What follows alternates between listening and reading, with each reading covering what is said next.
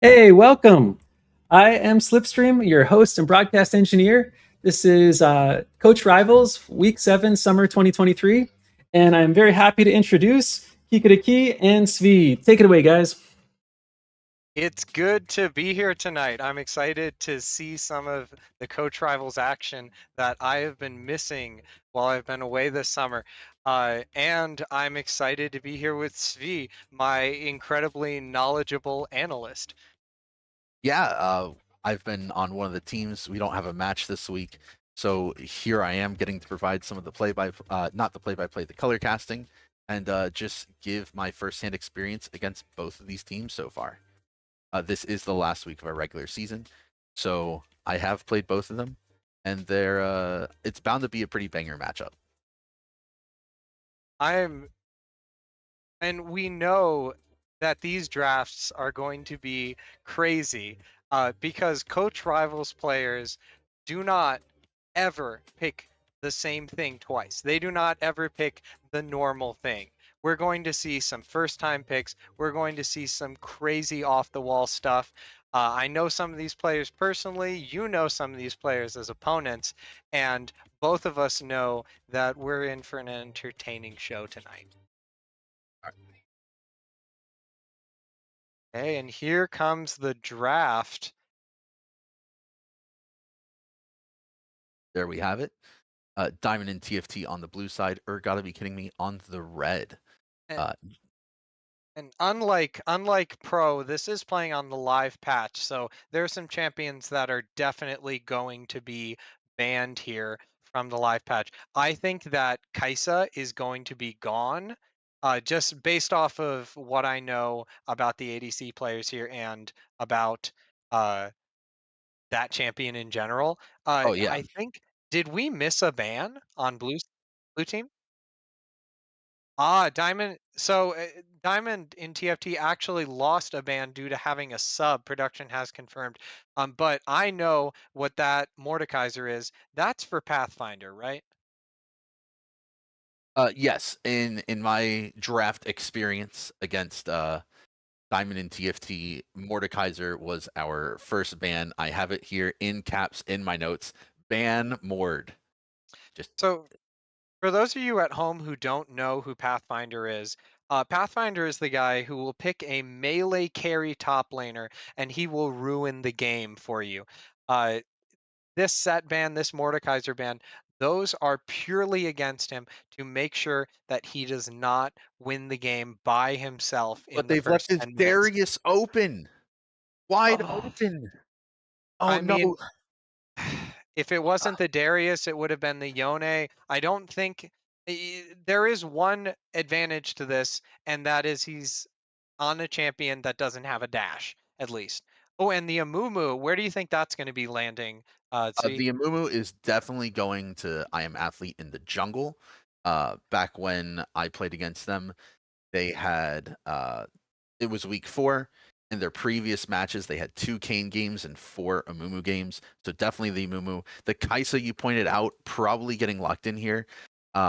It just makes sense. It's really strong right now. Gengarith has played plenty of it. It's a real strong comfort pick for him.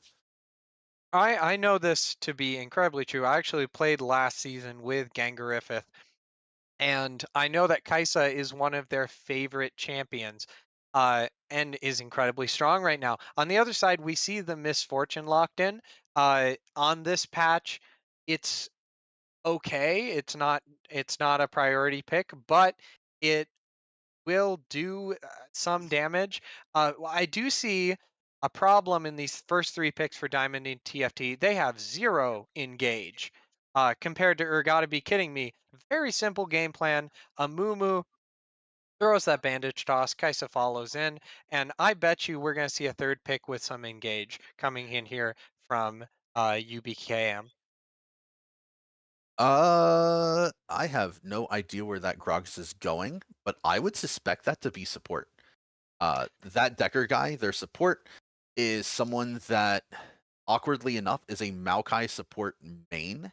I feel like Gragas and Maokai kind of fill a similar role. In terms of Diamond and TFT, their jungler is almost always on some kind of engage. So usually they're playing a Mumu or Sejuani. Given that Gotta Be Kidding Me has already taken the Amumu, I think they're going to try to ban the Sedge. And if they don't, I expect that to be locked in for Diamond and TFT to help facilitate that engage and also make those ganks with the Darius insanely strong. Now, this is interesting to me that both teams are still banning supports. The Melio taken away from Diamond and TFT, even though the Lux was already locked in. Now, I'm not entirely familiar with Diamond and TFT's drafting style. Is that Lux going mid?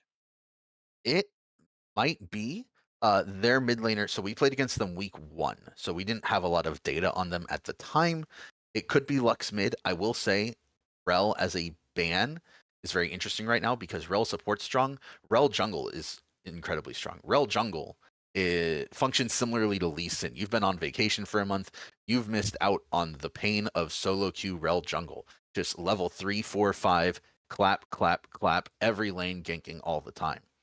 So I will say this in that I did get to play a few solo queue games. I was in Korea. I procured an account somehow, and I played a couple solo queue games. And Jesus, the Rels ran me over. So I am afraid of the horse girl, and I'm glad she's gone. Um, we see the Jarvan taken out, so that's one of the engage options taken away from Diamond and TFT. On the other hand, it appears that Diamond and TFT believes that Urgotta Be King Me has not selected their mid lane pick yet, which goes along with your theory that the Gragas is support, hence banning Aurelion Soul. Um, now I know that Decker guy, and I know I was just about to say, uh, that's probably not a Gragas bottom Oh, it might because be a I know. Gragas top. Yeah, that's my theory because Gragas is a really good pick into Darius because all you have to do as Gragas is select Phase Rush and then belly boop the Darius when he pulls you in, and you just walk away. It's really that simple. He has the Um, built-in sustain too. It's a great y- choice. yeah. Now, my theory is that Pathfinder is just going to run over the other top laner no matter what he picks because he has Darius. But Effectively that's so. just a theory. We'll see. We see Sejuani locked in for Diamond and TFT that fulfills all the engage basically that you need on a team right there. Uh, but I think on this last pick, we need to see a really solid mid lane pick being locked in. Yep. There's a bit more engaged with the Malzahar. Now, Malzahar has a couple things. He has wave clear and he has his ultimate to lock down one target. Now, I think this is really good against Urgotta Be Kidding Me because they have 0 wave clear and only one valuable target, which means that Kaisa is either buying a QSS or is going to die every I think we're single. seeing a Victor Oriana here. That There it is. that It, is an it just it just excellent pick. makes sense. Yeah. The Victor is a control mage, provides a lot of space, which Diamond and TFT, again, they have the Sejuani, they can make picks with the Lux Q, they can make picks with the Malzahar ult, but in a team fight that's in the jungle, just dropping that Victor trap is going to prevent the Darius from getting into the fight. Yeah, the gravity well is a very powerful tool. A lot of people, when they play these control mages, they decide to place their actual control spell, like Lux's Lucent Singularity or Victor's Gravity Well, they place it on top of their opponents directly, but that's not the decision. The correct decision is to put it in between you and them, which gives your opponent that split second decision of, oh, do I go in, do I not? And for Darius, normally the answer is I don't, because there's no way for him to get through that. I actually really like both of these team compositions because they are so simple. And in coach rivals, we are not LCS pros. We're just normal league players. Now league players who have a very important job, but we're normal league players and we need to keep it simple, stupid, KISS. And these are some chef's kiss drafts right here. So let's talk about some of these lanes. We already discussed Darius Gragas in the top lane, that the Gragas at least has that chance to play passive survive. Anytime the Darius tries to all in, the Gragas can use the body slam and the phase rush, get out, uses passive to heal back from the bleed. Mid lane, how do you feel about Malzahar Victor? So I think I can come in as our resident mid lane uh, mid laner. Malzahar into Victor is at first very Malzahar favored because of his innate wave clear, but Victor pretty quickly negates that through his evolved Death Ray as well as his Q, because Malzahar's wave clear actually comes from his voidlings. You can kill those voidlings quickly, then you can completely negate his wave clear, and that makes Malzahar pretty useless. And the Chaos Storm, Victor's ultimate, when you land that down onto Malzahar, any voidlings he sends your way are going to go through it, which means that they're going to die. Now, Now, there's a classic quote from, I think it's Muhammad Ali, that everybody has a plan until you punch him in the face, right?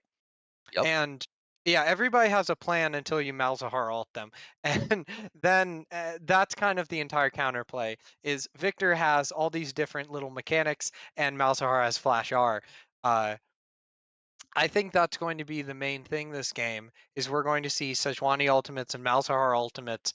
And if those land correctly, then Diamond and TFT has a really strong chance of winning team fights. But you're gotta be kidding me. If they're able to avoid those or like take better fights, then I think they'll be fine.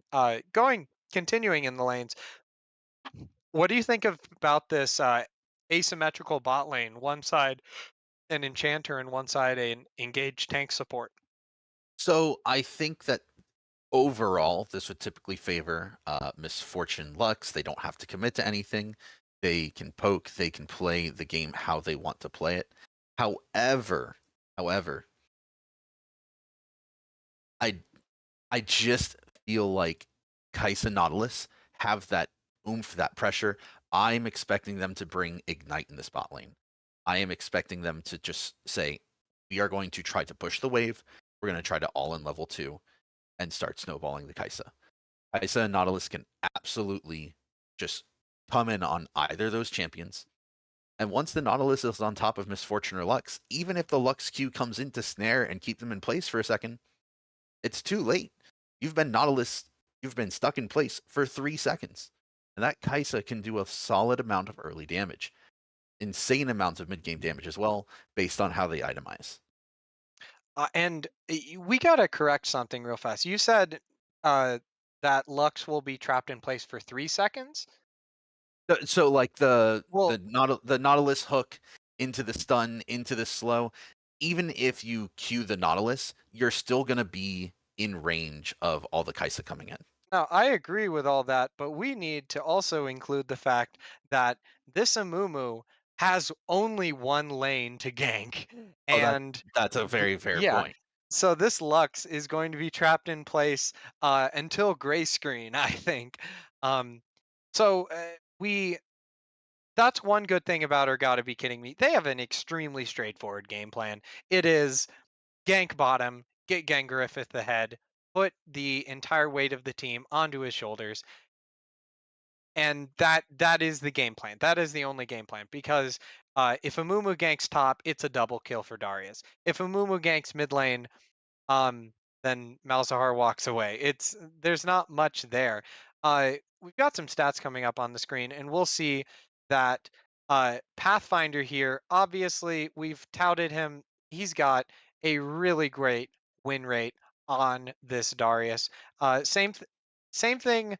Surprisingly, actually, for the Malzahar, we've got a Malzahar who's played a couple games, won a couple, and their Blue Sai, oh, I remember him from last year. We've got Blue Sai with their Misfortune, which is also one of their signature champions. I see a lot of comfort across the board here for. I don't really see anyone who's placed on a champion that they aren't comfortable with. So a couple of pieces of interesting insight is oh, I believe there are two players that are not originally on the Diamond and TFT roster. The intended mid is supposed to be Jubilus, and the intended support is supposed to be Cioto. However, I happen to have plenty of information on both Nashama and Lyrazel because they both subbed for my team at some point. Lyrazel is very much the Enchanty support type player, so we'll typically see those out of her. And then Nashama, uh, jack of all trades. He's subbed in top lane for us. He has subbed in AD carry for us. He's subbing in mid lane for them. He can just do it all. And playing safer champs that are easier to lane with, like Malzahar, makes a lot of sense. And after seeing that they have 2 subs, choosing Malzahar also makes sense because they're not going to have that high level of communication that they normally have with their teammates. Well, we're getting into game very shortly here with Coach Rivals 2023 summer. Uh, One last final thing that we have to do is some predictions. Uh, we've got two of us here. Maybe I can even sneak our producer in to get a prediction. But Zvi, who do you think is going to take it? I know they have 2 subs. I think Diamond and TFT are just going to dominate top lane so hard it doesn't matter. I fully expect it to be Darius, Darius for at least the first 8 minutes of the game. Um, the bot lane for Urgotta Be Kidding Me, really strong. They're gonna get a lot of ganks, but at the end of the day, I think I'd rather have 3-0 Darius at 8 minutes over a 3-0 Kaisa at 8 minutes. I don't think we want to underestimate that bot lane either. I think there's going to be a ton of damage coming from Lux and Misfortune. Yeah. And I am actually going to be the naysayer here. I think that Or Gotta Be Kidding Me is going to take this one. And that's not just because two of the players on that team were part of the championship roster last summer, the roster I was on, uh, but also bot lane, because bot lane is the only lane that matters. Top lane, you know, pros joke about it all the time. Top lane doesn't matter. Top laners, they cry about it all the time. Top lane doesn't matter. I think Darius, yeah, he's going to get a kill or two, but then I think that doesn't matter because Urgotta be King me's going to have 4 dragons by 20 minutes or whenever, 25 minutes. They're going to have that dragon soul. They're going to have those win conditions. They're going to be winning the team fights. I think the big thing for me is if Urgotta be kidding me is going to win this game, I really think it's going to come down to those well-placed gravity wells. The gravity well in team fight to just forcibly zone out the Darius is such a huge thing that no one else on the team can really do well. And like they could use the Gragas ult to disengage, but that's not really accomplishing their goal. Their team wants to go in. It's very rare that Gragas ult is going to be used as a tool for survival. Here we see some information about these players popping up on the screen. And it amongst all this, we need to remember the reason that we do this. Here at Coach Rivals, we do this because we care so much about the students that we teach, the players that we coach, that we want to be that positive influence for them, and we also want to put our money where our mouth is and show that we will compete and that we can compete as well. I gotta say, some of these pictures are fantastic. Great qualities, specifically I am athlete sporting that awesome Cloud9 jersey. And unfortunately, that Decker guy has an incredible beard, but a horrible jersey. It's such a tragedy what's happening with TSM, but hopefully they can find success in whatever league they end up placing themselves in. Still to be determined. But we'd like to thank our partners who helped make this happen. We think is providing several grants to our competitors this summer for participating in team building surveys. Esports Gear has designed our ridiculously awesome jerseys. Portions of those sales go to our nonprofit, the Phoenix Gaming Foundation. Our Patreon server and Twitch subscribers, your donations go straight to the nonprofit funds as well. Whoop is just an all-around great training tool for pregame and postgame, and also love to promote the games and online harassment hotline. It's a free text message-based, confidential, emotional support hotline for gamers. If you are experiencing toxicity or need help with your own in-game tilt, you can reach them to chat. Wow, we just have such fantastic sponsors, especially this year. You can see I've got an esports gear jersey on right now. This is their top tier jersey that you can purchase, and I gotta say it was worth the extra money.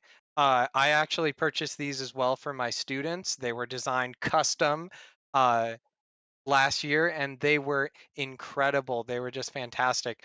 Um, Even it has like a double stitch collar here that is really cool, and it's really comfortable. I don't know about you, but it's like 105 degrees in New Mexico right now, so I actually feel pretty cool. Yeah, and like this is an official Cloud9 jersey that I bought in 2015. It's also got the double stitch collar, which only goes to show the quality of the Coach Rivals jersey. They're super breathable, super comfortable, uh, pretty great all around. Now, is that a what does that say on the little emblem up there? Does that say straight out of Crompton? So this was last year's championship team, straight out of Grompton. A really fantastic little design. It was one of those things that we picked out, and we are just like, oh yeah, yeah, that's the name. That's the name.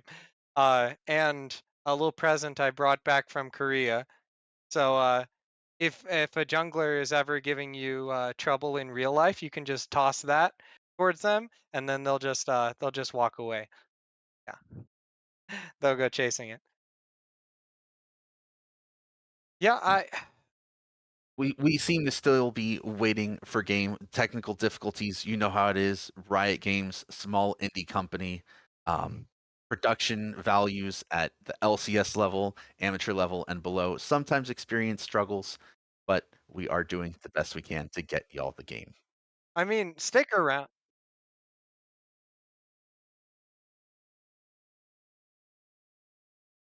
and we'll be right back.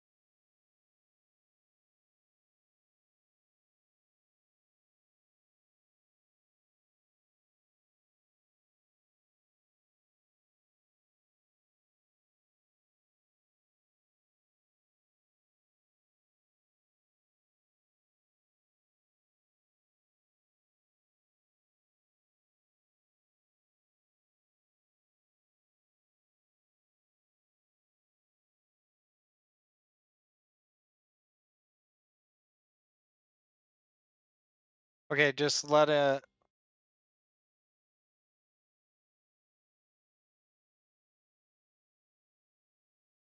All right, folks, we are back. Sorry for those technical difficulties. We are working on getting the game captured in the nicest and cleanest way possible for y'all. Just to fill y'all in on what has happened, there was a solo kill onto Amumu.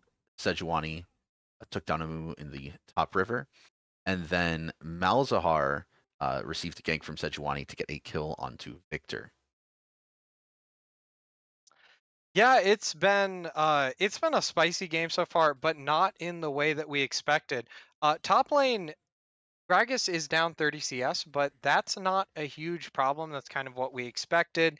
He's scaling. As long as this Sejuani doesn't come top right now and kill him, then he will be fine. In this bot lane, we've seen a little bit of combat. As you can see, MF has been pushed completely off of the wave. Gangarifith is doing their job with that Decker guy. Here we see the interaction between Pathfinder, between the Darius and the Gragas, where all Gragas has to do is throw barrels, and Darius won't be able to catch up to them. Gragas throws out the explosive cask. It does not knock him under the turret. Just a little bit of trading back and forth, but the gold I, lead isn't oh, massive right I think it's also important to note that Blue Sai has none of their summoners, which on a Misfortune is quite a hazard to have. Bot lane has priority, so they are heading toward the dragon, and I would not be surprised if they try to go for a dive onto Blue Sai afterward. We see a little bit of failure to coordinate between Malzahar and the rest of their team. Finally moving down after a while. This might Pathfinder's going for the solo kill here. Flashing, ghosting under the turret, knocking out that Gragas. On the other side of the map, red team does manage to get that dragon. Let's see what Sejuani can do here. Walking into the middle of the team, still has all of her spells. Ultimate still available. Malzahar unable to secure the Kaisa. Malzahar ulting the Victor, but blue team is completely uncoordinated here, and they're able to be picked apart in the fight. Everyone's all over the place right here. A Mumu flashing under the turret. That was not the correct direction, buddy. And hands over a response kill to Lux. I think this goes into what we were talking about earlier in the game, where Diamond and TFT has two substitute players, so it's their communication is not going to be quite as strong as or gotta be kidding me will be here. We saw that with the Malzahar being a lot slower to respond coming down there, and just overall their team seemed pretty haphazard during that fight. The Sejuani was on top of four of them. I didn't see a Q, I didn't see a W, I didn't see an E until the Malzahar was already there. And if you're going to decide to stand in the middle of four of them, it's already too late. You've pressed the go button. There's no stopping from that point. Oh no, unfortunately, Gragas. See, it doesn't even matter. Gragas missed his first three abilities, stood stock still, and then just threw his ultimate, batted Pathfinder away. This Gragas pick was perfect for this matchup. Oh, we see Sejuani ganking Victor in mid lane. Malzahar lays down the space poison, and that is a kill going over to the Sejuani for Diamond in TFT. Ooh, an unfortunate miss on that pull, but it looks like the Gragas started getting a little aggressive even Oh, after but the pull not connecting. there is a hook from Nautilus on bot side against the Misfortune. Unable to lock down that Misfortune. Is Lux able to get away? Not quite. Nautilus lands the undertow, and Kaisa is able to pick up the kill.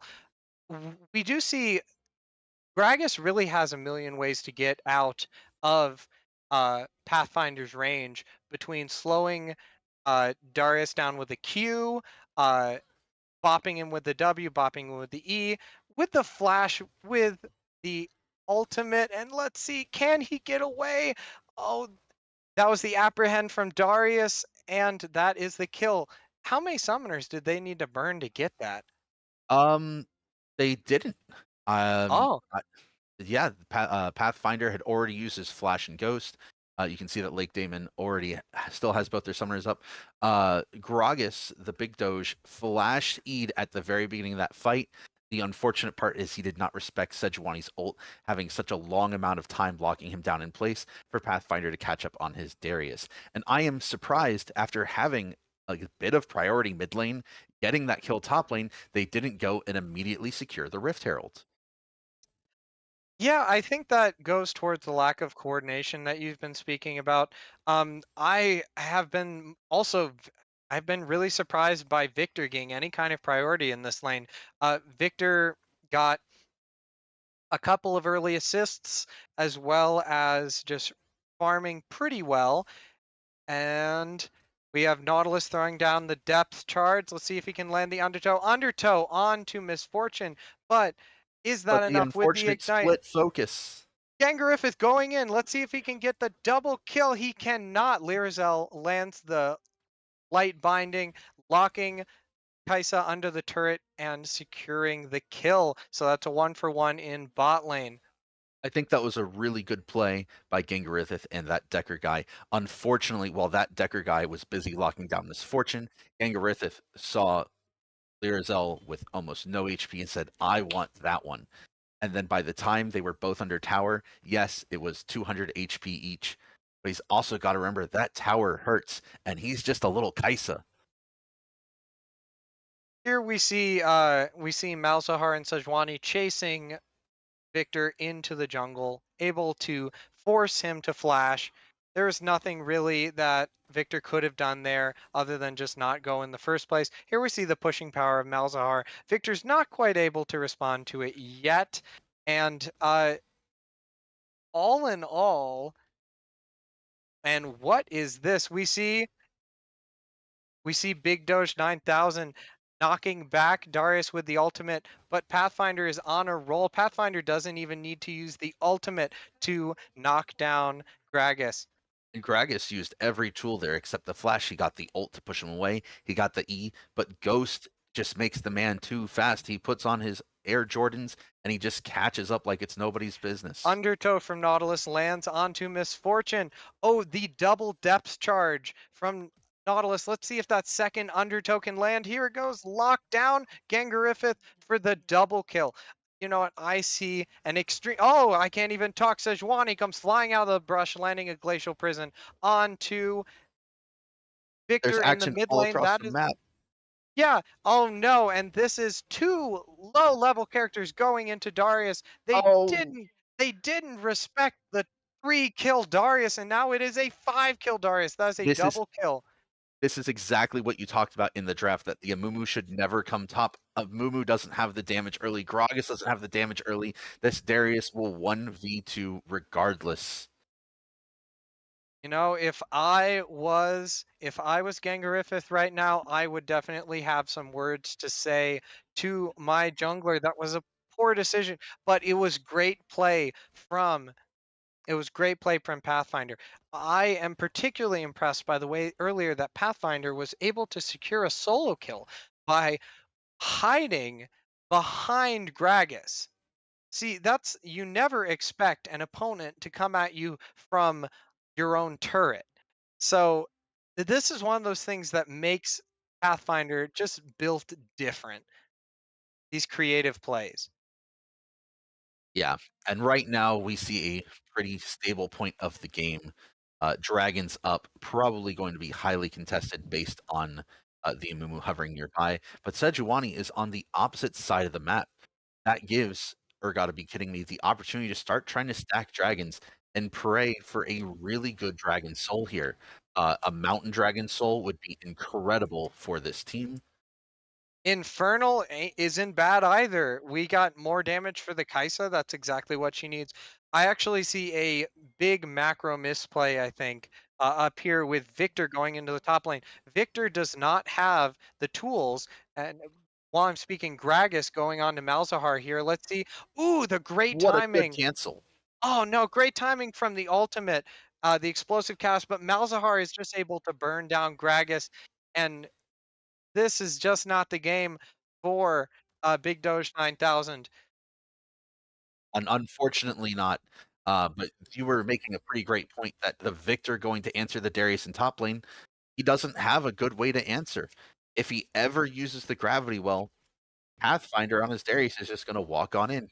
And if Pathfinder ever gets to pull him in, that's it. Victor's not getting out. And here we're at the stage of Darius play where he's diving a tier 2 turret. Gangarith popping out. Let's see. Let's see if Gangarith feels spicy. Gangarith diving in, knocking out the Malzahar. That's 4-on-1 against Pathfinder. Can he survive? The big heal The from Ghost. the Noxian Guillotine on I Am Athlete. Is he able to? He's Oh, he got too 1v5ing. greedy. But the shutdown goes to the But Nautilus. look at bot lane. They Gangarith got the head tier in his 1. They're hands. about to get the tier 2. Action on 2 lanes. See, this is the problem with Pathfinder. He's got those 5 kills. He's got his turbo stomping boots on. But when it takes 5 people to kill him, it's just not worth it when you're losing that inner turret on bot lane. Lake Demon really kind of flexing that jungle advantage they had earlier by securing that Rift Herald, dropping it bot lane, getting them the whole lane. Now, we can look at the items at this point and see some disparity. We've got mythics completed by several of the people on You're Gotta Be Kidding Me, but all of the people, including the support on Diamond and TFT, have their mythics completed. And then if we want to look at just the top lane disparity, Gragas does not have their mythic yet. Darius has 2 full completed items. He is up almost 5,000 gold in the matchup. Yeah, I mean, I don't know how much more we need to say about this because it's like at this point, these are things that cannot be changed, but it is significant. On the I'm mostly looking towards like how can what is the win condition here for Gotta Be Kidding Me? Okay, so for Urgotta Be I, Kidding I Me think we right found now. it actually. It is kill Pathfinder repeatedly on the side lane. Killing Holy moly, they Pathfinder is just a put him in great the way to start. bouncy hounce there. The undertow, the depth charge, the belly boop, the gravity well, all of it. I don't think Pathfinder hit the ground. I don't think so either. If we could see that death recap, probably say at least 6 seconds of crowd control and about the same amount of time of damage taken until he died. But going back to Gotta Be Kidding Me and their game plan to win, I think the next item that Decker Guy needs to build is a Knight's Vow. I think we are all in on the Gangarithith train, and it doesn't look like he's going to be going for that Knight's Vow next item. You need to focus on keeping him alive. The Gragas in team fights, the Big Doge, peel for the Kaisa. Yes, you can use your R to engage, you can use your belly flop to engage, but you can also use them to peel. And Gragas peels better than a Mumu or Nautilus in team fights. Here we have the same play being made again. The lack of coordination on the side of lack of coordination on the side of Diamond and TFT is completely punished with that 5-on-1 kill. Usai able to pick up that last bit of that turret in mid lane. Sejuani throwing the Glacial Prison out of the jungle onto Victor, knocking him down. Pathfinder picks up that kill. Oh, we have And it a small production problem. 1 second.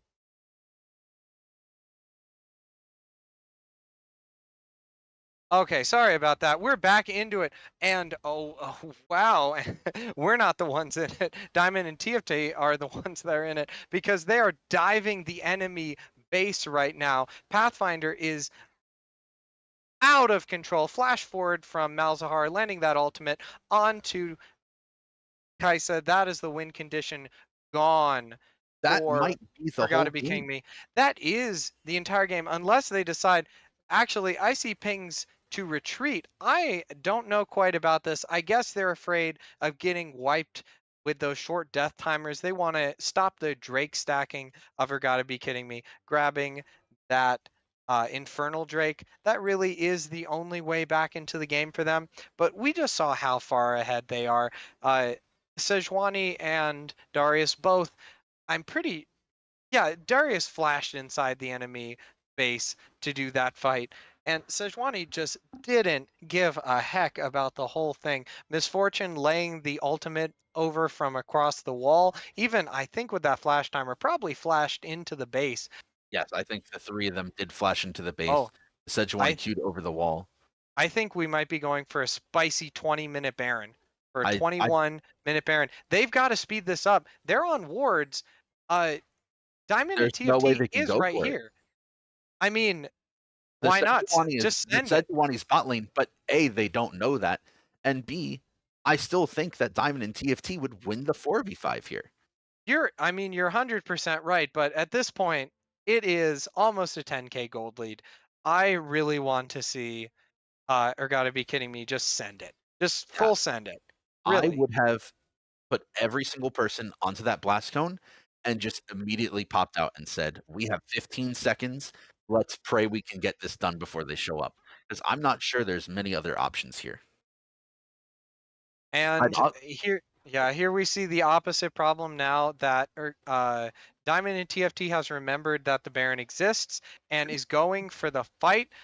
Pathfinder lands the apprehend onto Bowser. A an massive cannon incredible barrage. MFO. Oh, but an incredible, the most incredible Curse of the Sad Mummy I've ever seen onto 5, but it doesn't matter. Pathfinder's too strong, too far ahead. Gangarivith knocking down 3, but Pathfinder knocking down the entire enemy team. Those were some of the most incredible ults I have seen in my life. Let's see a bit of a little bootleg replay, because that was some fantastic team play right here. Here we can see a little bit of a rewind.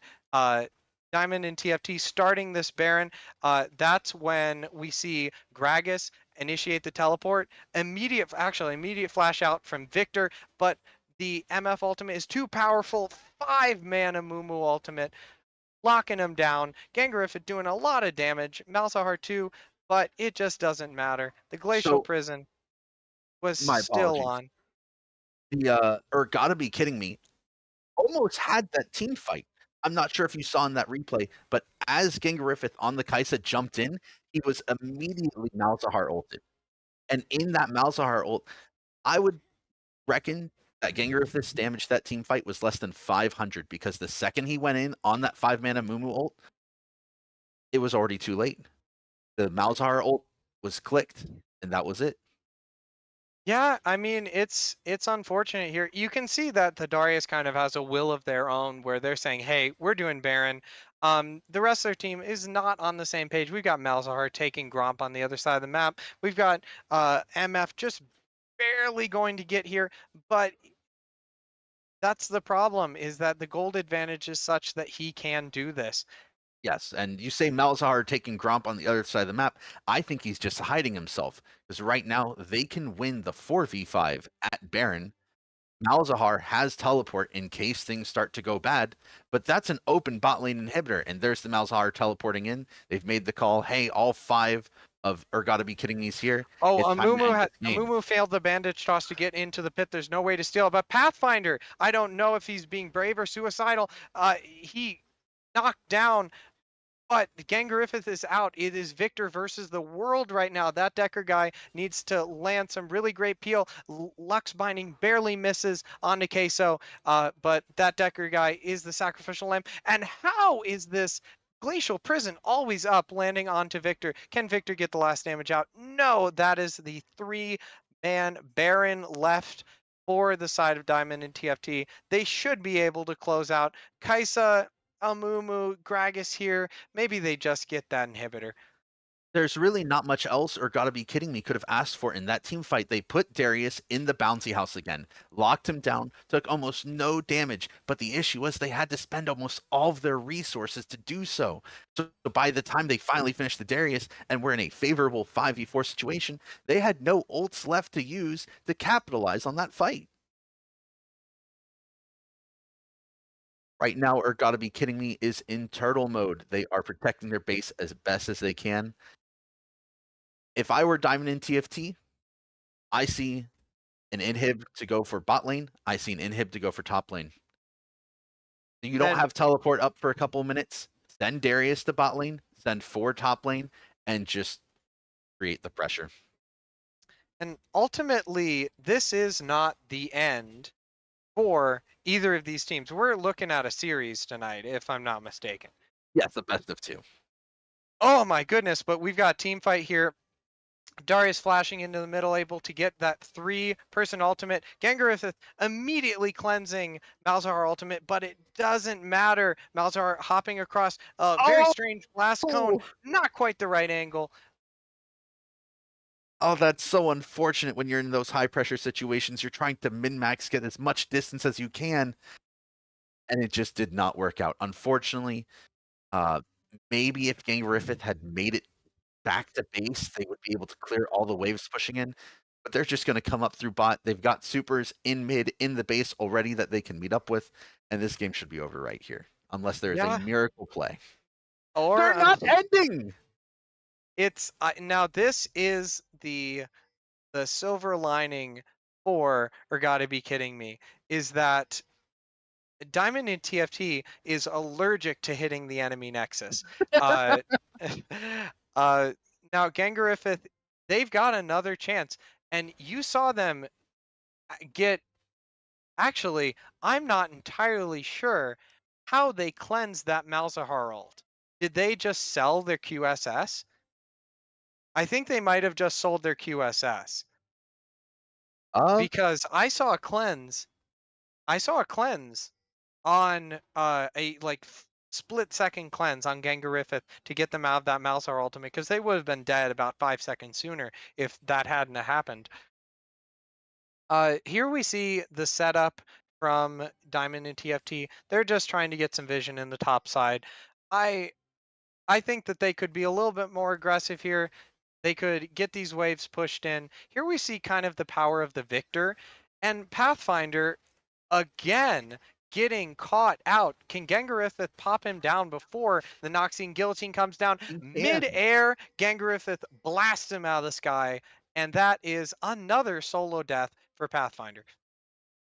I think this is very confusing by Diamond and TFT here because, yes, they're doing the 1-4 split that we talked about, but why are they sending the Darius up so far ahead when the mid lane, when that fight started, the mid lane wave was just at the river line, at the mid line? They need to wait and coordinate these waves if they want to push it in this manner, because they don't have a ton of pushing power and they don't have a ton of wave clear. I mean, but we also need to talk about the vision control for Urgotta Be Kidding Me, where they were able to sneak up there, and Pathfinder's no slouch. They were able to sneak up there, knock him out, and now they're probably not going to be able to push into Lux. But again, another solo laner is going to get caught on sides.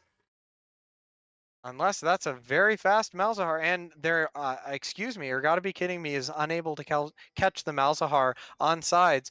Big Doge got chunked out with lack of MR because the Malzahar immediately laid down his spells on him as soon as he came out of teleport. Okay, we've got that 5v5 happening again. I see Pathfinders learn from their mistake. They are now here to fight with the rest of the team. That Decker guy caught out by himself. That's a Noxian Guillotine to secure the kill. Maybe that was a bit overkill. Maybe Pathfinder wanted to keep that for the next fight. Without a Baron buff, it's going to be a little difficult for them to push in, but they're brute forcing it. I fully expect for them to push in these couple of waves and then retreat out to Baron. It looks like they're going to try to push for the end, even not having the Baron buff or the Darius ultimate here. They're realizing that's probably not the best idea, and Gangarifith is starting to poke down with those Kaisa Ws. The Void Seekers hurt a lot. And if they get too low, Gangarifith is going to fly on in. Yeah, Gangarifith either going for, I think that could be the Gnasher's Tooth or the Static Shiv last item, if I'm not mistaken. And that's just going to increase their wave clear. That's just going to increase their damage. If you notice, at this point, the gold difference isn't amounting to as much as it did before. Like, it's pretty much just going on to Malzahar and Sejuani and Lux, which these are characters that are not going to do a whole lot with that gold lead, Lux being in the support position, only having 2 items. Then we have Darius, and he's reaching a full build. The only one who really could use this gold more is MF, and she's lagging behind. She's got 137 CS. Oh, we've got Diamond and TFT in the Baron pit here. It looks like they've caught, or gotta be kidding me, with their pants down. I don't think they know they're doing this. Or if they do, they must be a bit scared to go for it. I think they're just going to let it happen. They're going to try to go for that next dragon instead. But I think this might end up being that old C9 dragon for Nexus trade. Yep. And I don't think, or gotta be kidding me, had a choice. It's very likely the ward just expired, but it was to the southeast of the Baron pit. So they likely saw them head that direction and just decided that with supers pushing in from bot and mid, there was nothing they could do for it. Now, or gotta be kidding me, did decide not to make the Dragon for Nexus trade. Very wise on their part. As a lifetime C9 fan, there are very many famous blunders named after our team. Well, this should be the final push where we've got the double inhibs down, a double inhibs about to be down. We've got the double super waves coming in with Baron buff. If Diamond and TFT isn't able to close out this one, then I don't know what it's going to take to end this game. See the Malzahar passive poked off. That's pretty valuable to prevent Malzahar from landing a safe ultimate down. Victor poking. We got Amumu committing. Let's see, Amumu flashing out. Okay. Pathfinder's really far up, able to get that Noxian Guillotine. Massive shield protecting him. That Decker guy flashing out, unable to protect himself. Gangarith is getting out of there with a bleed on him, but only with a little bit of health left, is able to get back to Nexus. And it just looks like without Pathfinder that the rest of Diamond and TFT is unsure of if they're going to finish off this trade. With the poke from Urgotta Be Kidding Me, they have to be decisive or they are going to lose too much health to keep this trade up. Yeah, and they only got Amumu in that trade. Gangarithith is still fine and full health. Queso is still fine and full health. The DPS for Urgotta Be Kidding Me is there, and that must be terrifying for Diamond and TFT, knowing that they don't have that, but they're pushing in with the Baron minion waves as long as they can just stand and create their presence. But the Amumu's back up. He's ready to engage. Off to you. Victor is out of mana, but we have Amumu flashing and barely lands the edge of the ultimate onto Malzahar. Kaisa jumping in, but Kaisa is somehow solo killed by the Sejuani. Giant gold difference. Let's see here if Queso is able to finish out the fight. Sejuani jumping forward onto the Victor. We need to see the rest of this fight here. And Queso is out of the fight, looks to be up at his Nexus. Oh my god, Sejuani is carrying this fight harder than anything else. Malzahar and MF are knocking on that Nexus. Let's see who answers. Is it going to be the dub? Queso killed by the minions, and that is the end. Diamond and TFT with a dominant victory. A little bit messy towards the end, but ooh, did they send it home. One thing I would have loved to see there for that final set of team fights, Gangarithith with that recurve bow in slot. That recurve bow is not going to do much in that final team fight. I would have loved to have seen him sell that for one of the 500 gold potions and a stopwatch. But in the meantime, I actually think let's talk about the positives here. Let's talk about like how just how good Diamond and TFT looked in that game up until the end where they weren't quite sure how to close out. Look at that damage difference, 37,000 for both of the solo laners of Diamond and TFT. Yeah, it was.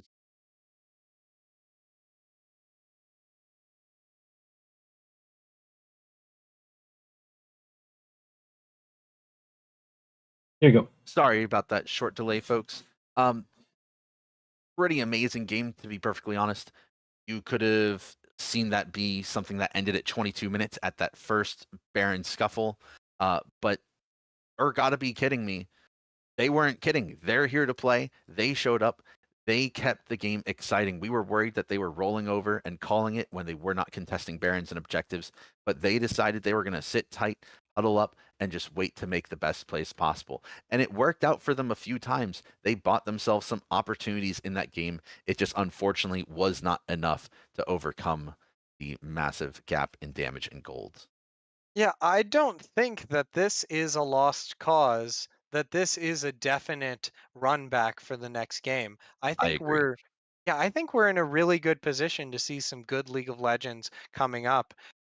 Because both teams played towards their strengths. As much trouble as Pathfinder gave Big Doge 9000 in the top lane, ooh, that's a heck of a name. Uh, it wasn't the end of the world. I actually think they played pretty well. They made a few big mistakes occasionally, but I don't think that they played that too badly. It just kind of snowballed. Once Darius gets the one kill, if you even miss one spell, that's it. And in mid lane, I thought that Victor soaked a lot of ganks, and if they had survived one or two more of those, they would have been a much larger damage threat later into the game, because they were doing some work in the end of the game. Oh, absolutely. The Victor was playing very well. We didn't get to see too many of the gravity wells take effect because of how much chaos was in the fight, but the gravity wells were present. They were creating chaos in the middle of the team fight. It's just hard to see that on top of a Gragas ult, on top of an Amumu ult, on top of a Nautilus ult. But they were doing a good job creating space, zoning, and doing the best they could to play those fights the way they wanted to. Like you mentioned, Urgotta be kidding me, played to their bot side. They played really well to their bot side. I think at 10 minutes, Gangarifith's Kaisa was 301 or 302 to match the top side Darius that was also 3-0 at 10 minutes.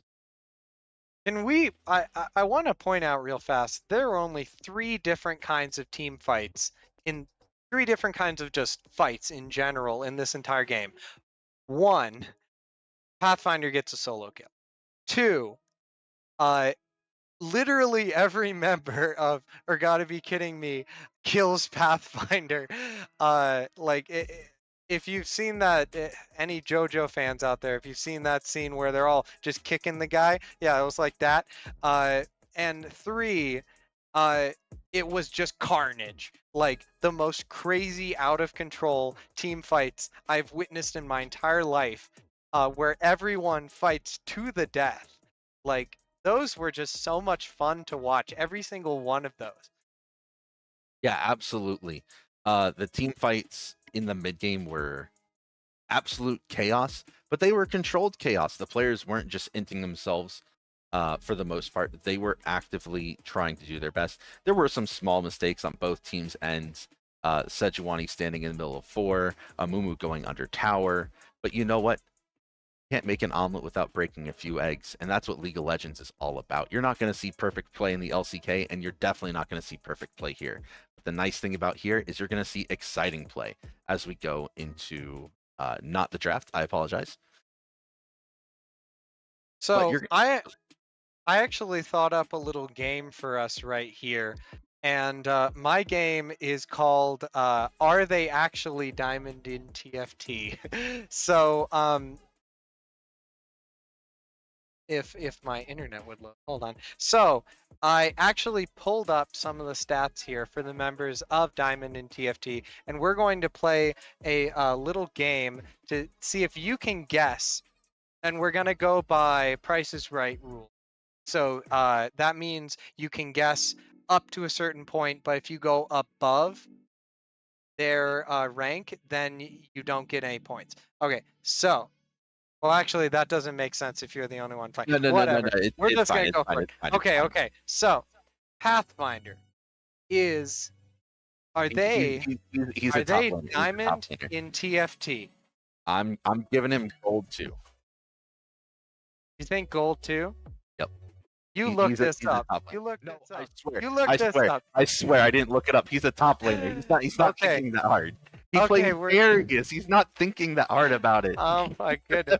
I guess this balances out all the compliments we gave them in the last part. Anyway, we are into draft. We see the immediate Lilia band as Diamond in TFT is running back those blue side, exactly running back those blue side bands, knocking out.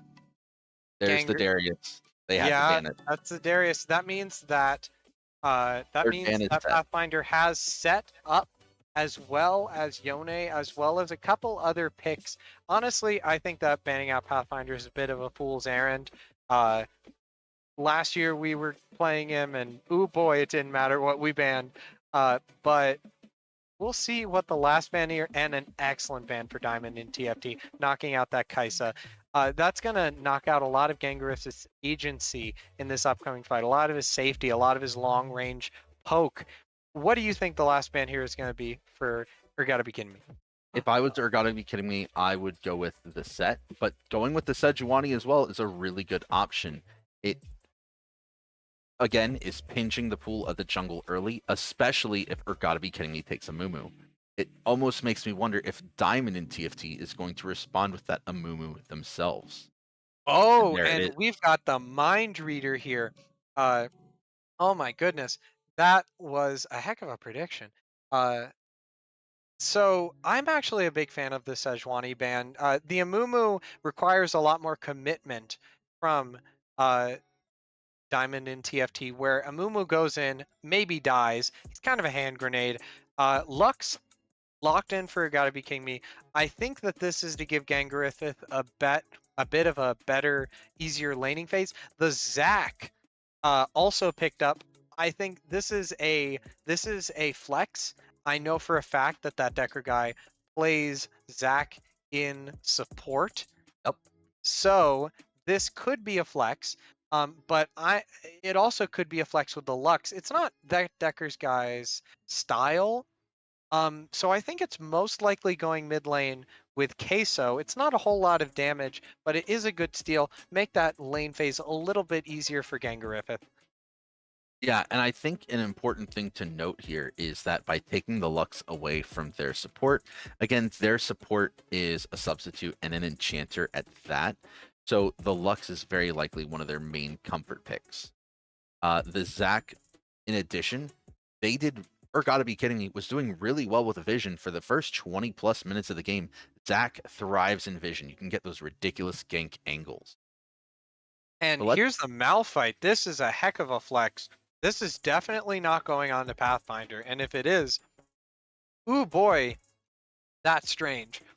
This might be a bot lane pick. This might be support, but that would be a really mid-game focused support. It might be mid lane. I just don't see a good spot for this Malphite. It's kind of an odd pick. Here we see the Senna locked in. I think this kind of dispels the thought that Zac might be going to that Decker guy, because that Decker guy is a Senna main. I know this from last year and us refusing to let them play Senna. So this is an entirely new direction for the bot lane. I actually think that this might even be a Senna Lux bot lane with Gangarithith playing Lux. Maybe? Here we see. I could definitely see that angle, but when you look at Gangarith's typical pool, he plays Kate, Lucian, Ashe, Xayah, Kai'Sa. Lux doesn't really fill that role, but you've got to pair something with the Senna. If I'm calling my shots and they're going all in on trying to make sure Gangarithith is winning the game, and they feel like they can take advantage of the bot lane, I would love to see a Pantheon here. Oh my goodness. All in, win the game early. Pantheon Senna, Zac for insane ganks, Lux for the almost global ult down to bot lane. Just snowball. And ignore. Oh Lord. Just completely ignore top lane and tell the big Doge, hey man, have a nice life, don't die too much. Can we point out that both teams know exactly who on the enemy team they need to be banning? We've got 4 bans against Pathfinder. We've got 3 bans against Gangarithith. And Urgotta be kidding me. Here takes the last pick that Pathfinder had. Pathfinder had nothing left in the tank to play against this. He's got Yone, Set, Darius, Mordekaiser banned out, and his Urgot has been picked by the enemy team. He is scraping the bottom of the barrel at this point, unless that is the Malphite pick for him. Oh no. The Alawi coming through. So this is a much harder thing to execute on than the previous picks. But Urgot can fall completely prey to this is a Malphite pick. mid. I think this is a Malphite mid. I think they're about to have to show their hand. Malphite is not the hardest champion to play, but when you consider that Lyrazel almost exclusively plays Enchanter supports, there it is. Oh my goodness. Now, Malphite mid is very good, but only with one button. Yes. Yeah, until he has that button at level 6, he is a caster minion. Excuse me, he's a melee minion. This draft is off the wall, and we have the Gwen mid locked in, I would believe. Now, we have yet to see where these champions are going to go. My money, actually, I think this is actually more interesting than predictions even. My money on Urgotta be kidding me is this order from top to bottom. I'm thinking it's Urgot, Zac, Gwen, and actually Lux for Gengar Riffith, and then Senna for that Decker guy, because I know that Decker guy is a Senna main. So that's my theory. And my theory is Gengar Riffith, who is a comfortable mage. I know this because last year when I was playing mid, he kept trying to take my champions. Uh, I think that that's the order that we're going for here. But let's be honest here. What is Gwen if not just a melee mage? I think it would be a lot more exciting to see Gangariffith pilot the Gwen down in bot lane. I do think you're right, but I think the Gwen then at bot lane would be quite the spectacle to see. Honestly, when I was looking at this, I thought it might be Urgot bot lane because I know that Decker guy No. also plays Urgot. But then you've got to look at the big doge, the God, they named the team after. This guy just slams Urgot in solo queue every day. Okay. It's gotta be top lane. If they don't send Urgot top lane, then Urgotta be kidding me. I mean, this is. I mean, this is their namesake. You know, if they don't win this game, then what else do they have in the tank? On the other side, Diamond TFT, Alawi is very different from Darius in that even with teleport, Alawi is not a run at you champion. It's not a champion that can engage. And here we see they've got pretty strong engage tools. We got Malphite and Amumu. Those are go buttons whenever they want. But then on the other side of the team, it's like Sona, Misfortune, Alawi, especially the Sona and Alawi. Like, they can be left behind in these engages. We need that Sona to be in place to land that Wombo combo. It's just kind of a strange team comp that I think it's going to be good in later fights, but especially the Malphite, I think it's going to get ripped apart in the laning phase. I completely agree.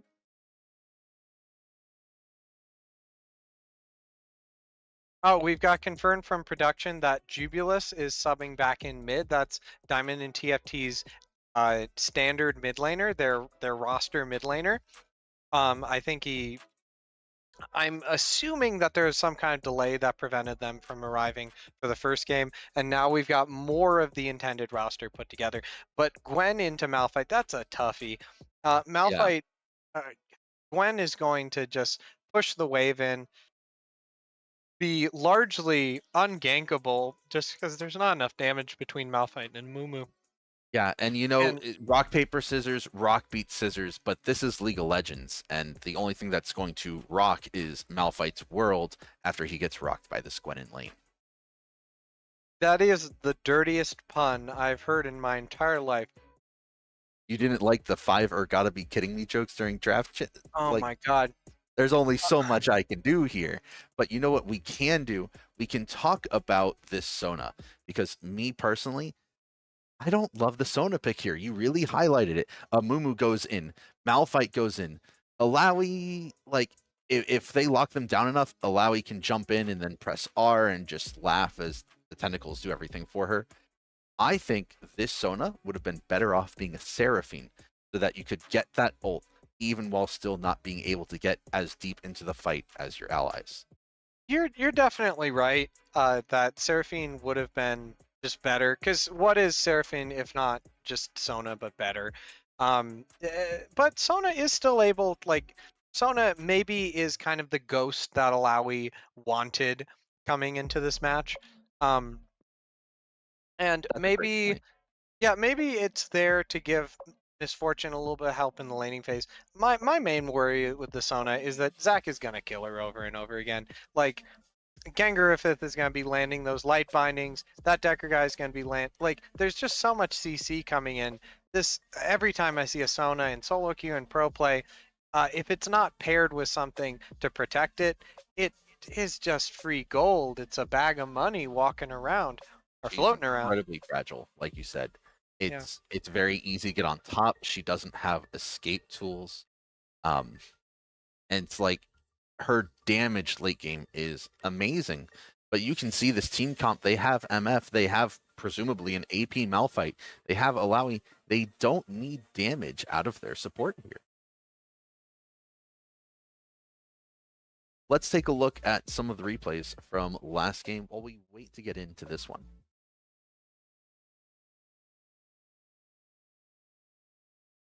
Now I'm really hoping we get to see some of those Wombo ultimates that went on.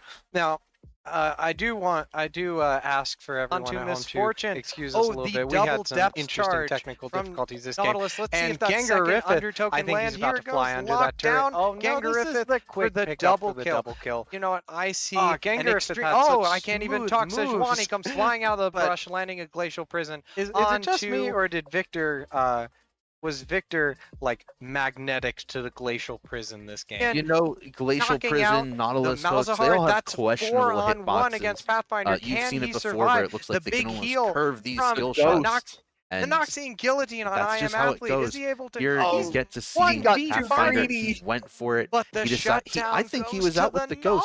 He could have Nautilus. just Look at kept running toward the Gangariffith. tower, but he saw the angle. He's like, oh, I want to get that juicy Q, get the resets, but it didn't work out. Yeah, Yes, that's like that's what kind is of the win Pathfinder. condition here? Pathfinder- For gotta be kidding me. Okay, so for Oh, gotta and be we kidding get to me. see think the we found bouncy it, house. actually. Boing! One, It is two, boing. three, Kill four, Pathfinder repeatedly on the five. sideline. Five pieces Holy of moly, Pathfinder they is just put him in the great start. bouncy hounce there. Oh, The production, undertow, can the we get a depth charts, the soundboard? Can we get like that Looney Tunes soundboard?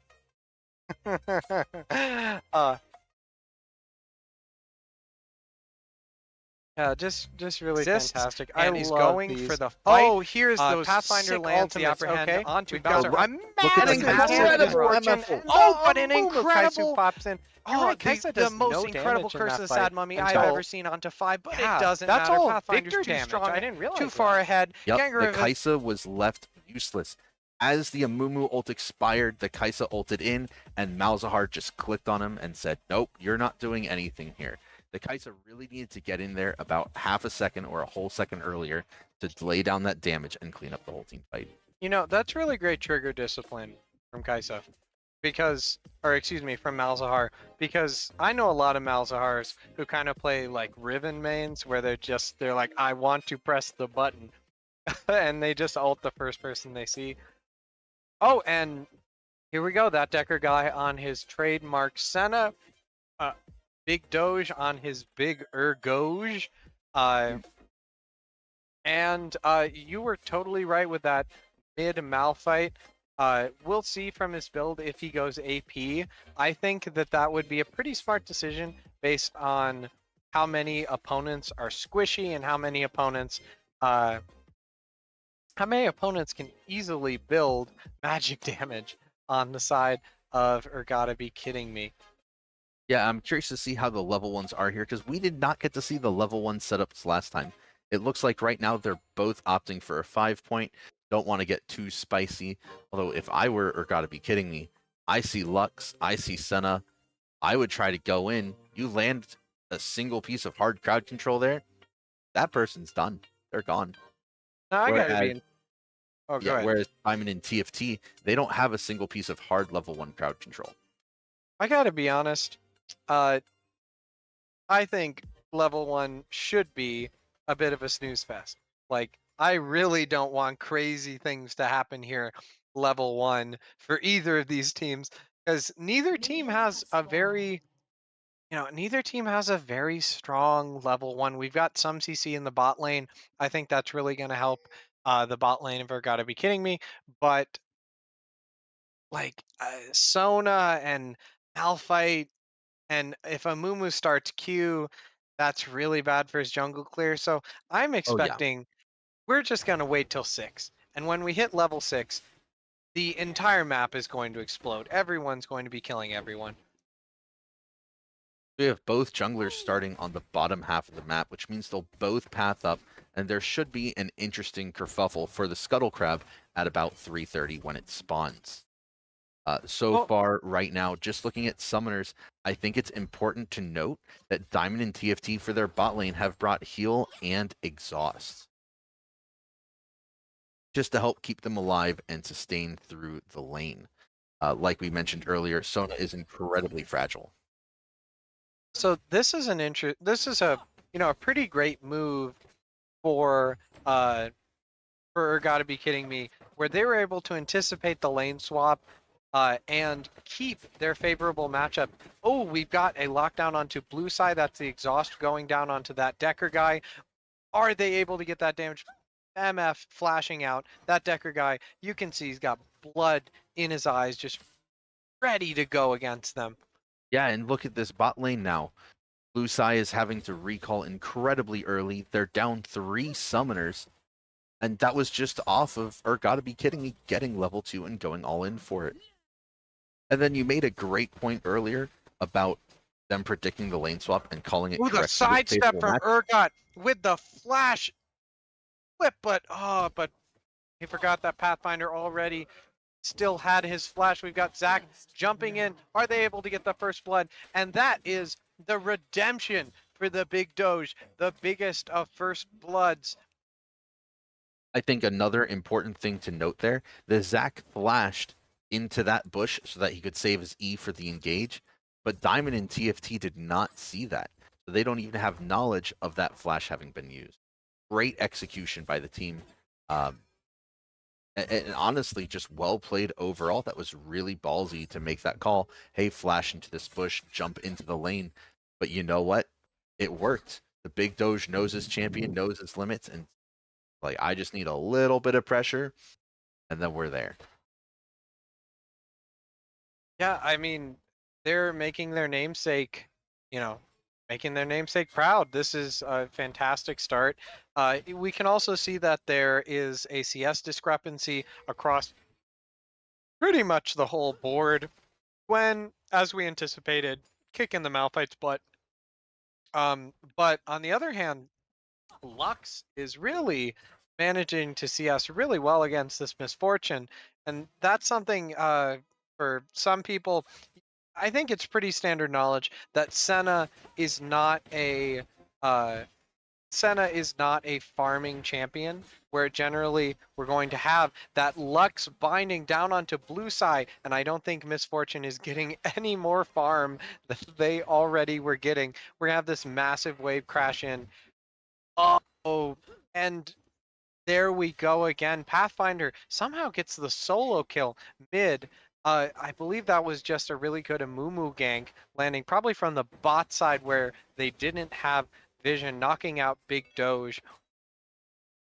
Yeah, honestly, just well played all around in bot lane. You can see that Blue Side was not able to back.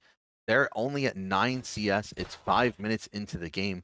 Solo lanes are about to hit level 6, and Blue Side is at single digit CS. They could not afford to back. They're sitting under tower, and that's why the Amumu is hovering there, expecting the Zac to be diving. Zac's an excellent diver, and honestly, well played by Diamond and TFT having the Amumu hovering there, but Zac's not even coming in for the dive. So ooh, wow, that's massive damage from Gwen onto Malphite. I think that if Gwen pushes this a little bit and hits that level 6, how far is she away? She just hit the level 6. Can Gwen get under that turret and land that ultimate? No, Malphite is able to back in time. Here we go back into the mid lane. Urgot getting the flip onto Alawi, but unfortunately, Alawi already had landed the Spirit Tentacles. One really great interaction that I was excited to see between Urgot and Alawi is that Urgot, with his machine gun, can instantly kill Alawi tentacles outside of her ultimate.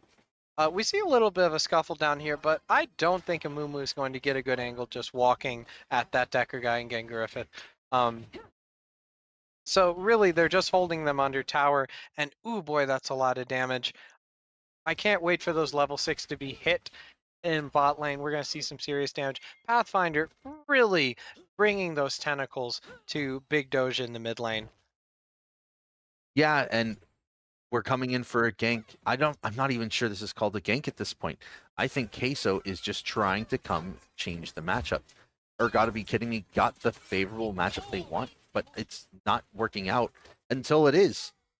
Queso just walked up and stone cold murdered that man. Here's the Malphite unstoppable force onto Gwen, but Gwen just walks right out. Amumu coming in from the side, and where is the Urgot? The Urgot has no mana, has no health. What is he going to do? This is a double kill for the lowest damage part of the map. The Amumu who has like 60 AP in his belt. Oh my goodness, look at those items, was able to get those kills. I think that Amumu is about to go back to base and buy a really fat item. Probably a demonic embrace, especially given the 2-0-1 start. That was just, I think, really poorly communicated by Urgotta. Be kidding me? They knew that Urgot needed to shove the Waven back. They had no health. They had no mana. Gwen had very few cooldowns available, and they didn't have the prio top lane at that moment. The Malphite had free reign of top lane for an entire minute and then started roaming down to match the Gwen. I'm kind of surprised that they didn't know. You can see that there's a ward in the top river that just expired, which means they saw the Malphite walking down in that river. They knew he was coming, and they still decided to continue taking that fight, with Athlete even going in with his jump when Queso only had 200 HP left. I think it was just a matter of disrespect where it's just a matter. Oh, and we have a fight in the bot lane. Gangarific knocked out, but the most powerful laser I have ever seen in my entire life blasts for a double kill against the bot lane of Diamond in TFT. Gangarific is sitting on some money now. Lake Demon sees that and he's like, I'm out of here. And running back to his jungle to get some more CS. Yeah, Dr. Angaganopus would have been proud of Gangarith's laser beam right there. Oh, But- and we have a flash flip onto Urgot under the tower, but Alawi is still hammering away. You know Pathfinder's going for that solo kill. Back in for the cleanup, knocks down Alawi on that last hit. We've got the solo kill there for Alawi, but I think that's still in the advantage of Urgotta. Be kidding me. Here on the top lane, Jubilis is not having a good time. How can Like- you be having a good time when you're playing mid lane Malphite into a Gwen? You're not even playing. You're just playing top lane Malphite now into a Gwen, which is really, it's really painful. Here we've got Queso. Queso knows he just wins these. He's walking up, throwing that ultimate down, popping some damage in. The needlework healing him up. The true damage coming through with the snip, snip, snip. And down south, it Ooh, looks that like is a lockdown. That was a light binding onto blue side. Blue side just starts blasting. That's the only way he's going to survive there. That's the danger of the CC between Gangarifith and another solo kill. How does this Can keep we get the happening? replay on that? Let's get. I would love to see how the big Doge just took him down all on his own. Just an incredible kill. Oh, and is Queso able to survive here? Oh, no. Let's get this replay. Oh, well, first. here we go. Well, Pathfinder just got tagged with the Urgot ultimate, and nom nom nom nom chewed right up. During that we- replay, we unfortunately missed a small bit of action top lane, but given the priority, it looks like Urgotta Be Kidding Me came out ahead and took the Herald off of that. We really can't keep up with this. It's just action everywhere. It's Just oh my 11 minutes and 15 kills. We need a third person in here. No. I mean, I am so happy for this to be the way that this game going, because I knew as soon as we hit level 6, we were just going to be kills on kills on kills on kills. And we see so many of these people on their signature champions. We've got Big Dog on his Urgot, which, by the way, a little interaction here. He needs to fight this. He's blasting, but Alawi has the tentacles. It's going to be one more hit, and then that is the solo kill for Pathfinder. They just keep going back and forth. I don't think either one is willing to back off of any of these. That exchange was surprisingly close, though. He was almost in the health range for Urgot to just press R and execute him. Like, these are going back and forth either way. But Athlete does not care. He said, Queso, you did, he says, Big Doge, you did most of the job, and here to clean it up for you. I am Athlete. I doubt he'll be able to get this. The Sunfire Cape is enough, flashing in to secure that kill. Uh-oh. But here comes the Amumu locking down with the ultimate with those 3 kills in the Demonic Embrace, make that 4 now. He is able to kill the Zac. This is just complete chaos. Yeah, I really thought we were playing League of Legends, not Pirate Simulator, but all I'm getting out of this game is ours. Yeah, Uh, it's quite exciting though. This is the kind of League of Legends that we live for. Not in your solo queue games. That's not where you want to see this League of Legends. But when you are watching League of Legends to see how the game is played, it's not the best way to get played, but this is the most fun League of Legends you get to see tonight. I mean, this is what we wanted, though. We wanted both teams to just send it. And I'm so happy to see both teams playing things that can just send it. Queso getting the solo kill up in top lane against Jubilis. When will you learn, old man? The Gwen will win. Listen, we're Okay. rewriting the script here. All we need next is a paper champion. Riot, get on it. Okay, we've got the MF ult down onto the bot lane of you or gotta be kidding me. But that Decker guy has survived and he is blasting. That's a single kill on the Sona for gotta be kidding me. MF should have to go back to base. Really low health. Meanwhile, in the mid lane, Pathfinder continuing to bully Urgot. Urgot's trying to get in those kills, trying to do the best that he can. Teleport back from Gengarith is going to be the thing that secures this Drake for Urgotta be kidding me. Can you believe we're 13 minutes in? This is the first Drake. Also, Yeah, and I was no just turrets about to have been mention that. taken. How Yeah, many this how many thing is plates? just blood. It's like three. I think in total we've maybe taken like 8 plates out of all 6 turrets. And that was the first dragon. It really has just been them murdering each other. In game. Sorry, in game. Just repeatedly, right? Yeah, it really has been. And here they're smart. They're not going to try to walk Shelly into the tier 2.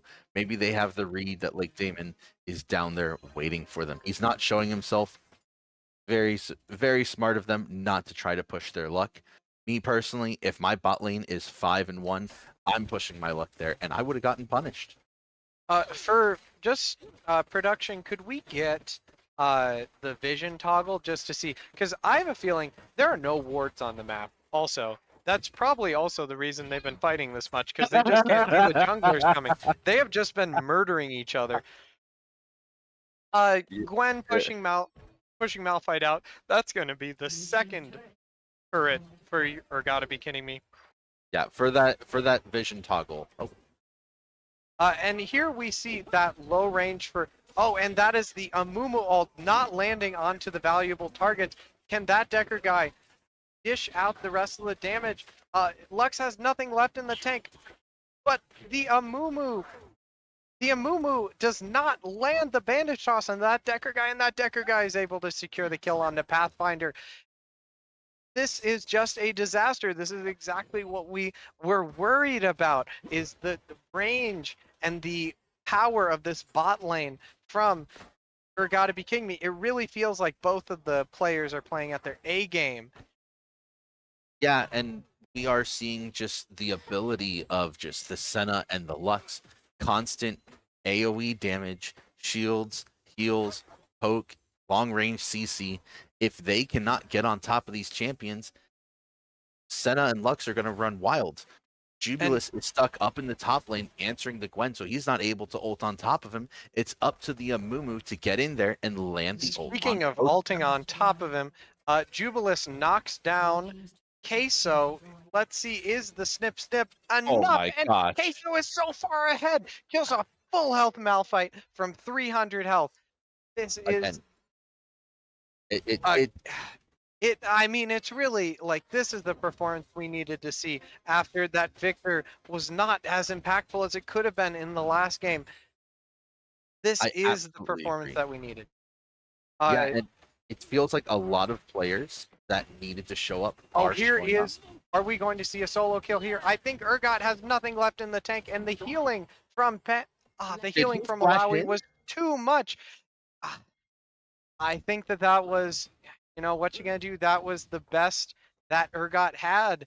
the frustration of seeing the Alawi go from 100 health back to 1,000 health after all those ultimate tentacle slams onto the spirit of Urgot. It must be so frustrating. That is what makes Alawi so frustrating to play against, is that healing and that feeling that there's no way you can win in the 1v1. Yeah, it's at the point where yes, uh, Pathfinder is struggling to carry the game in the same manner he was the last game, but I still think the only champion that might be able to 1v1 him right now is Queso. Like, Alawi is incredible in 1v1s and is also incredible in team fights as long as you keep them on top of you. But then you look at the Senna and you look at the Lux, and it's very rare the Alawi will ever be on top of those champions in team fights. And here we see a really great move. We've got Lake Demon unable to respond to the Rift Herald in the top lane, is just going to get bursted out by the Gwen, who is immune. She is immune, and she is going to kill all of them. The exhaust keeping her from doing that. Can she get over the wall? And no, that is no kills for the Gwen. Very close. This feels like a mirror opposite of what happened in the last game, where the 5 collapse onto the 1 in exchange for giving the objective on the other side. Let's just see if Urgotta Be King Me can drop this Rift Herald to their advantage. Rift Maker completed for the Gwen. That fight, if they had spent their gold from that they already had in their pocket, they would have won that fight. Ooh, and we see Jubilis sitting on Brush. I anticipate a Malphite ult into knocking down one of the squishy bot laners, but they're just going to go for the safe pick, not getting this Infernal Drake. Let's see what Drake is on the menu for the soul this time.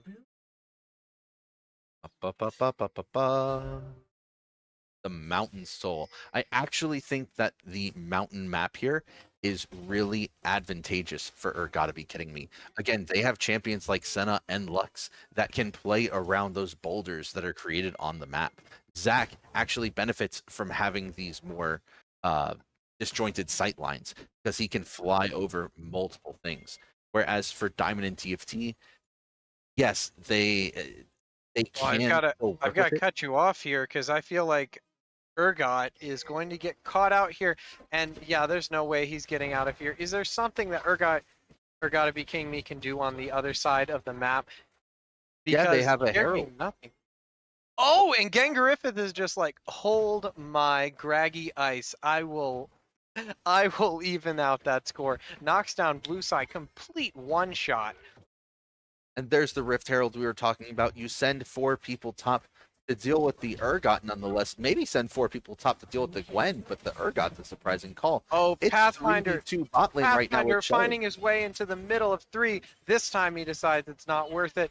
But he goes back in, just hands over that kill. Can the ultimate from Lake Demon get them anything? It's a Betamumu, but Queso is so dang healthy. He just heals himself up. Now let's see. Jubilis going for that round 3. Here Gangarifith flashing out, but I think that he's going to get knocked down by this. Yeah, that's Malphite knocking out that low health Lux, but it doesn't matter because Urgotta Be Kidding Me is using that Urgot to plow through. Blue Sai is just terrified of this, and that... Yo, this is not arena mode. You do not need to 2v2, v2, v2. You can send in all 5 at once because Diamond and TFT just filed in one at a time and got slaughtered in that last fight. Absolutely agree. And I think we and possibly Diamond and TFT got baited a little bit with that Malphite flank. That Malphite did not have their ultimate up until just a few seconds ago. Malphite can't flank with just a slow. So Malphite was sitting there in the bush trying to pick someone, and I think it led the team to think, oh, the Malphite's going to come in. There's 3 really low health squishy champions. Drop on top of them, but it couldn't happen. And that's likely what baited Diamond and TFT to continue fighting in that bot lane instead of just trying to get the Herald and skedaddle. So I am of the opinion that this game is pretty much over. That might be changing right now if Pathfinder doesn't get nuked down. and Pathfinder gets chomped by the Urgot. Let's see, Lake Demon is stuck over that wall, and Blue Sai and Sona are completely unable to do anything on the other side of the map. I anticipate this Malphite is actually able to get away with the increased speed from the teleport. Meanwhile, in top lane, Queso is just chomping it down, snip, snip, snip. I really don't see a way with the decisive playmaking of Urgotta be kidding me that there's any way Diamond in TFT is gonna come back into this. Even with this right here, we've got the shield coming through from Senna over the distance, and Queso is just dancing on him. He's gonna get a triple kill. All right, so at this point, this is where we play the what is the line for Diamond and TFT to suddenly make it back into the game. Me personally, maybe they're all playing in the same house, and the power company decides that it's time to call it quits on their utilities. That would be one solid way for them to get back into this game. So Pathfinder was able to take down Queso, but the rest of her gotta be kidding me, coming in with that classic death ball, slapping him down. And this should be the end. Just hit that Nexus. We got the machine gun rattling off, Zach slapping it with his blobby hands, and that is a tied up series. Neatly with a bow, or gotta be kidding me, is giving themselves a dub. That they have. Let's take a look at a couple of stats. Production, could we move the mouse off of Amumu so we could see the DPS? Holy moly, Pathfinder's damage. He actually out damaged Queso's Gwen. So you gotta remember that there's damage and then there's effective damage.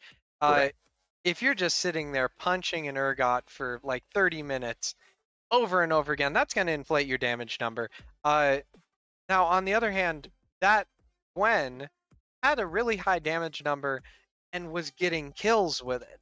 But I don't think in that short lane that Alawi and Pathfinder were able to get as much effective damage as they did with the Darius. Meanwhile, look down at that bot lane with Lux and Senna. They completely outpaced their opponents. Yeah. And production, if we could see just total damage to objectives, just to emphasize how strong of a job the Gwen was doing with the split pushing. So, yes, total damage to turrets. Total damage to my bad, turrets. Yeah, I think so. Yeah, there we go. That's the correct one. And you can see that the Gwen. No, hold on. Holding. Is that 0? Yes. Is that the only person that touched a turret on Diamond and TFT was Pathfinder? Man, I gotta give it to any gotta capacity. Be me. That is a hell of a stat right there. Oh my goodness. Oh, that is fantastic. 4 opponents that never even got to touch a turret. The power, the pressure from those 2 lanes was massive. Yeah, and you can see that the Gwen was dealing so much damage to turrets. They were constantly sending 3 or 4 people to respond to the Gwen. The Gwen was each time, the first few times, barely not getting a triple or quadra. Last 2, snip, snip, it's done. There's nothing they could do. There was no amount of people they could send to respond to the Gwen. Ooh-wee. Okay, well, I mean, there's nothing now but to look forward to the next game. This best of 3 has become a best of 1. Whoever wins this next match. This is the regular season still, so it's only a best of 2. Oh, well then never mind. Excuse.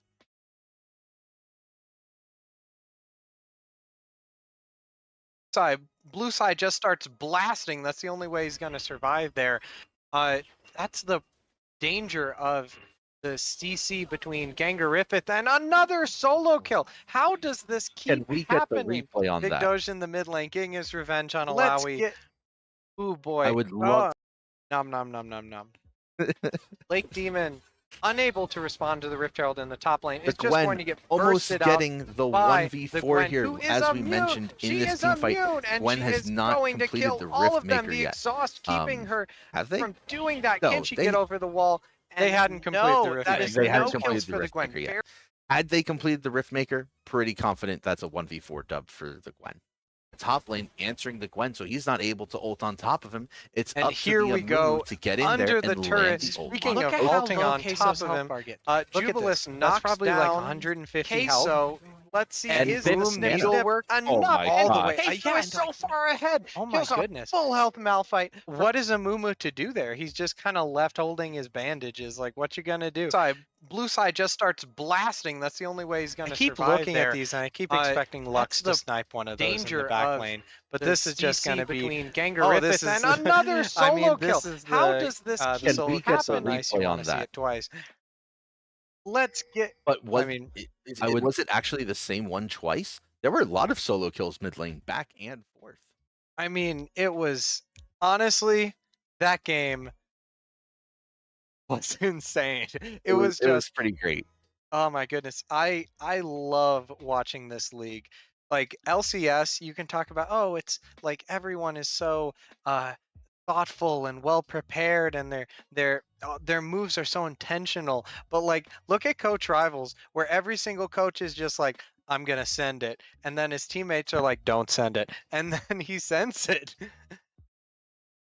It's so hard not to, because again, it's not like we're sitting here playing together 3 or 4 hours a day. We are all living our own lives while we take the summer break off from teaching, from coaching, and just trying to enjoy ourselves. And you know what? What's more fun? Full sending it or playing crazy passive? It's hard to argue with it. Sometimes you have to know when to hit the brakes. That game, no one knew when to hit the brakes. It was just nonstop action until the game was over. So I've got a new little game for us here. I've got two options for you. This Okay. game is called Urgotta What? So it's either Urgotta Be Kidding Me or Urgotta Ban That Thing. So what is your verdict on that Urgot? When we played against Urgotta Be Kidding Me, we Urgotta banned that thing. And based on the standings, I'm expecting Urgotta Be Kidding Me to be my first round playoffs opponent. And you better believe we're going to be banning that thing. I definitely feel that. Okay, well, just wanted to thank everyone for coming and watching these wonderful games tonight. One more time, we have to thank our sponsors. We've got to thank our sponsors, excuse me, We Think, which is providing several grants to our competitors for participating in their team building surveys. Esports Gear with these sick jerseys. Like, do I even need to read the plug? Because holy moly, look at these things. Our nonprofit, the Phoenix Gaming Foundation, for everyone who's watching to go see our Patreon and go to our Discord server and Twitch. Whoop, which is just an all-around great training tool. And then the Games and Online Harassment Hotline, which personally I have recommended to people who rightfully take the things that they hear online seriously, because that's no joke. And you know what else is no joke? This segue over to Zvi to close us out. All right, so folks, thank you so much for joining us tonight. We got to enjoy 2 really great games of League, each team coming away with 1 win. This is the last week of the regular season for Coach Rivals, which means next week for the first round of playoffs, you don't get a best of 2, you get a whole best of 3, and hopefully it delivers with the 3 games, unlike the 2 that you saw tonight. Like the 2 you saw tonight, where they were absolute bangers and absolute pleasure to cast and amazing to watch. And thank you to our 2 awesome shoutcasters, Tzvi and Kikadaki, and for tuning in. I'll catch you guys later.